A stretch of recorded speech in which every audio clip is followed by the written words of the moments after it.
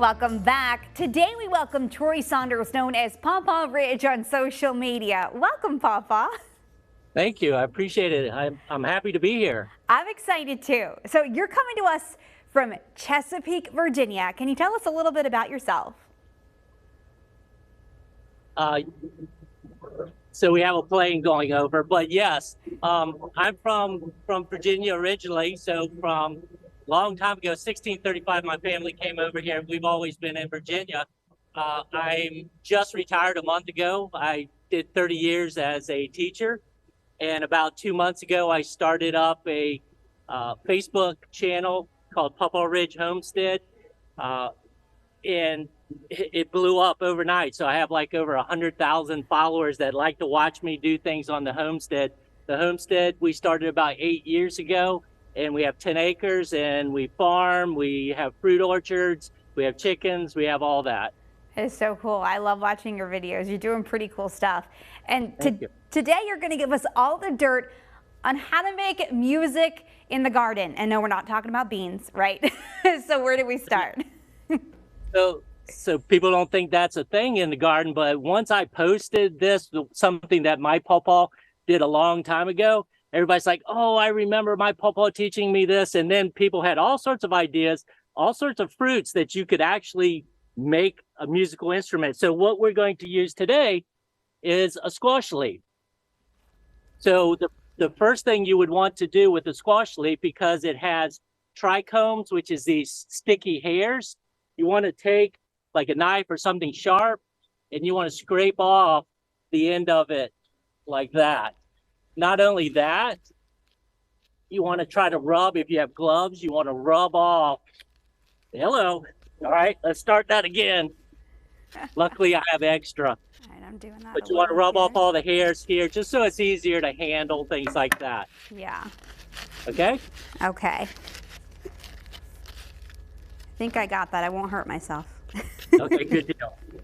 So the next thing, you have an open end, and this one you want to leave closed. So you can use a knife, or if you're doing it with kids, you can use scissors. I'm going to use the scissors so I can show you that, you know, it's a safer one. And let me move up a little bit. You want to go to where all these vines are cut off, but you don't open the hole because you want that sealed. So just a little trimming, but notice that that's still sealed. Okay. All right, I got that. So what's next is, I'm coming up close. So now, next to where the end is closed, you want to carefully make about an inch long cut that goes through the top layer, but not through the bottom. So you want that, and use your knife or whatever to open it up just a little bit. So it should be about an inch long. Okay.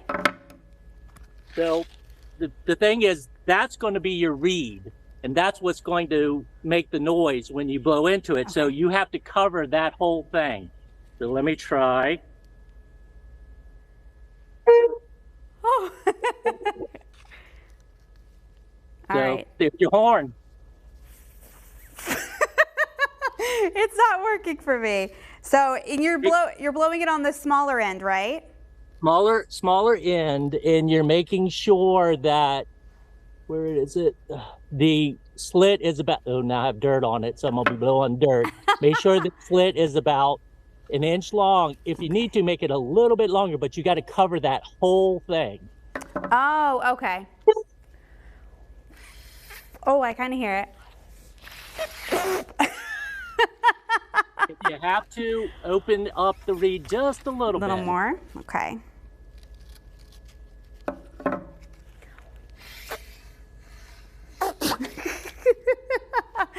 I'm not doing as good a job as you. That's okay. I hear something though, that's a good thing. So if you opened it up a little bit too much, you can always squeeze. So you just got to keep playing with it. Sometimes it takes a couple times to do it, but then you have that open slit right there, and you have to cover the whole thing. Okay.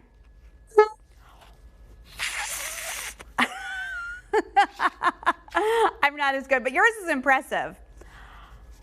So if you want to get fancy with it, what you can do is you can take your knife or whatever and make little holes like that, just in the top. And you have to, need my hand for this. You cover them up just like a musical instrument. You could do that. And if you want to get really fancy, you can open the end a little bit, get you one of these, stick it in the end. Remember to cover your holes.